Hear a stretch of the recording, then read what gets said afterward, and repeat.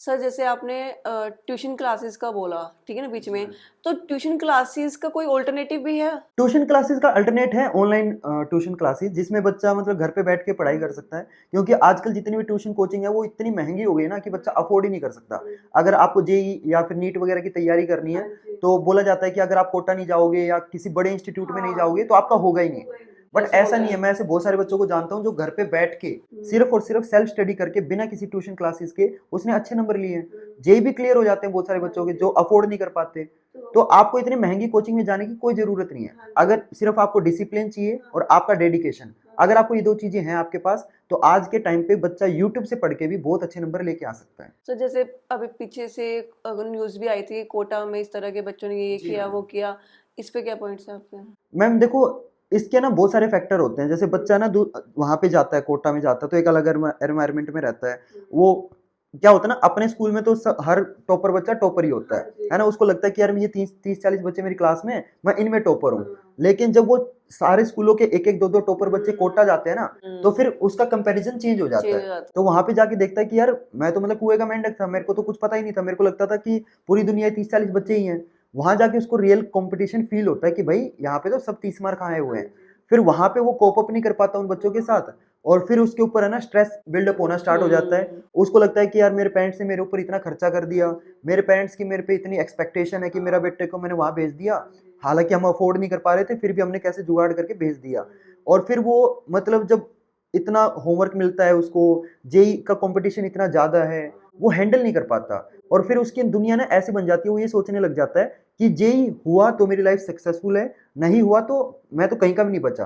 But ऐसा नहीं है, मैं हर बच्चे को यही बोलता हूँ कि यार JEE is just a part of your life. अगर नहीं होता है तो आपको ना इतना टेंशन लेने की जरूरत नहीं है। सबसे मेन चीज ये है कि आपने अगर मेहनत करनी सीख ली, अगर आप डेडिकेटेड हो, अगर आपने मेहनत करनी सीख ली तो आप लाइफ में कहीं ना कहीं जरूर पहुंचोगे। ऐसे मत सोचो कि जेई ही मेरी पूरी दुनिया है, ऐसे सोचना नहीं चाहिए। सर जैसे हमने रूटीन की बात की थी, लेकिन कोटा में जाने वालों का रूटीन वो कैसे? चेंज हो जाता है मैम। वहाँ पे तो ऐसा होता है कि बच्चा 14-14 घंटे पढ़ाई कर रहा है क्योंकि उसकी कोचिंग चल रही है। वहाँ पे मतलब बोर्ड्स पे तो वो ध्यान ही नहीं देते। उनका ये होता है कि भाई रोज के मतलब प्रीवियस ईयर क्वेश्चन चल रहे हैं, जेई के जितने भी इंपॉर्टेंट क्वेश्चन है वो करवाए जा रहे हैं, नोट्स बना रहा है, डीपीपीज कर रहा है। तो इतना मतलब उसको घेर लिया जाता है ना इन चीजों से कि उसकी लाइफ ही जेई बन जाती है। तो मतलब थोड़ा बहुत यार आप है ना, मैं बच्चों को ये बोलता हूँ कि यार नो डाउट देखो जेई में आपको मेहनत करनी है, वो करनी भी चाहिए। और आप अपना 100% दो। खुद से ये पूछो कि क्या आपने अपना 100% दिया। अगर देखो, अगर आपका जेई क्लियर हो गया और आपके मन में फिर भी है कि यार मैं डिजर्व नहीं करता, तो फिर कोई फायदा नहीं उसका। आप जब आईआईटी में चले जाओगे उसके बाद भी बहुत सारे लोग ऐसे हैं, मतलब आईआईटी में 10,000 सीट होती हाँ है। जी। तो इसका मतलब ये नहीं कि 10,000 के 10,000 लोग सक्सेसफुल होते हैं। बिल्कुल, बिल्कुल। उसके बाद जो करोड़ों वाले जो पैकेज होते हैं वो सिर्फ 2 या 3 लोग होते हैं उन 10,000 में से जिनके लगते हैं। और वो भी सीटीसी होता है, वो भी आपका इन अकाउंट वाला पैसा नहीं होता है ना। तो ये मत सोचो कि आप 10,000 की भीड़ में खड़े हो गए तो आप सक्सेसफुल हो, ऐसा नहीं है। और अगर आप मान लो आपका जेई क्लियर नहीं होता है तो भी आप लाइफ में कहीं ना कहीं डेफिनेटली एक अच्छी चीज, अच्छी कंपनी में जा सकते हो। अगर आप मेहनत करना जानते हो तो अपना मतलब खुद से भी रास्ते कर सकते आपके हो। बनते हाँ जाएंगे। जी। तो सर यहाँ पे ना आप उनके लिए क्या बोलना चाहोगे, उन इंस्टीट्यूशंस के लिए, उन कोचिंग सेंटर्स के लिए जो इतना इतना बर्डन बच्चे के ऊपर डाल के रखते हैं? मैम उनका तो देखो बिजनेस मॉडल है ना, अगर वो प्रेशर नहीं डालेंगे तो फिर उनका धंधा कैसे बनेगा।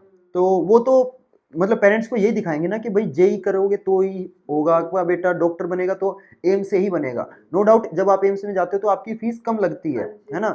और नीट बच्चा मोस्टली करता है इसलिए कि यार मेरे पेरेंट्स है ना प्राइवेट कॉलेज की वो फीस अफोर्ड नहीं कर सकते तो एम्स में चला जाता हूँ। लेकिन जेई में ऐसा नहीं है। मतलब बहुत सारे ऐसे कॉलेज हैं जहाँ पे मतलब अगर आप आईआईटी नहीं मिला तो आप एनआईटी से कर लो, हाँ, बिल्कुल। है ना। हाँ तो जी। ऐसा कुछ जरूरी नहीं है कि आप आईआईटी करोगे तो ही मतलब रास्ता बनेगा। लेकिन अब जैसे ये बड़े बड़े इंस्टीट्यूट वगैरह होते हैं इनका तो मॉडल है। मैं नाम ले लूंगा एक कंपनी का, वो क्या करती थी, मिस सेलिंग करती थी। तो बहुत बड़ी कंपनी थी वो। मैं मतलब उसकी ना वीडियोस यूट्यूब पे भी डली हुई हैं। उनके सेल्समैन क्या करते थे, जो 10th का बच्चा है ना उससे 11th क्लास का क्वेश्चन पूछते थे और उसका पेरेंट्स साथ में बैठा होता था, फिर वो बच्चा घबरा जाता था। अब आप कितने भी बढ़िया स्टूडेंट हो 10th के, आप 11th का क्वेश्चन नहीं बता सकते। है ना। तो फिर वो बच्चा नहीं बता पाता था, तो फिर वो जो सेल्समैन है ना, वो उसके पेरेंट को बोलता था कि देखो आपके बेटे को तो कुछ नहीं आता, आप क्या करो, ये मेरा ना 80,000 रुपए का कोर्स ले लो, इससे क्या होगा कि इस लड़के को मतलब काफी चीजें आने लग जाएगी। वो ये दिखाते थे कि यार ये क्वेश्चन तो सभी बच्चों को आता है, आपका बेटा तो बहुत नालायक है। मतलब कि वो जरूर अपने प्रोडक्ट की नीड दिखा देते हैं कि इसको हाँ, जरूरत है हमारे वो प्रोडक्ट मिस सेलिंग है। और उस वीडियो में दिख रहा है कि वो जो मतलब जो बच्चा और पेरेंट्स बैठे हैं, उनका जो छत है ना वो कच्ची है, वो अफोर्ड नहीं कर सकते 80,000 रुपए का मतलब कोर्स, लेकिन फिर भी वो जो पेरेंट है वो सोचता है कि यार मैं अपने बच्चे के लिए कुछ भी कर दूं। वो अपने बच्चों पे ना पेरेंट्स बहुत ज्यादा एजुकेशन में इन्वेस्ट करते हैं, क्योंकि उन्होंने अपने मतलब लाइफस्टाइल में अपने जब वो मतलब खुद स्टूडेंट थे तो उन्होंने एजुकेशन की नीड देखी थी।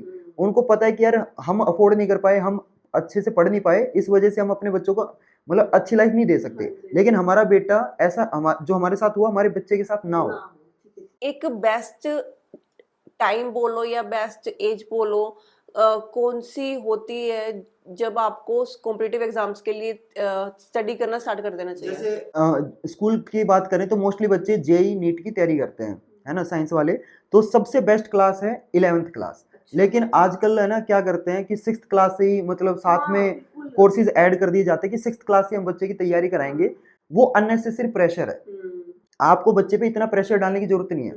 अगर आप 10th तक तो बिल्कुल शांति से 10th पे फोकस करो, 10th जब हो जाए, जब आप 11th में जाओ तो 11th के साथ आप जेई की तैयारी करनी स्टार्ट कर दो। अच्छा। अगर क्योंकि आपको 2 साल वैसे एक्स्ट्रा मिल गए, क्योंकि 11th 12th 2 साल आप स्कूल में बिताओगे, तो साथ में आप कोचिंग ले लो। और मेरे हिसाब से 2 साल है ना जेई की तैयारी करने के लिए मोर देन इनफ है। अच्छा। बहुत सारे बच्चे ऐसे होते हैं जो 12th करते ही जेई उनका क्लियर हो जाता है। तो बेस्ट क्लास जो मैं बोलूंगा that is from 11th class. उससे पहले आपको मतलब एक्स्ट्रा प्रेशर लेने की कोई जरूरत नहीं है।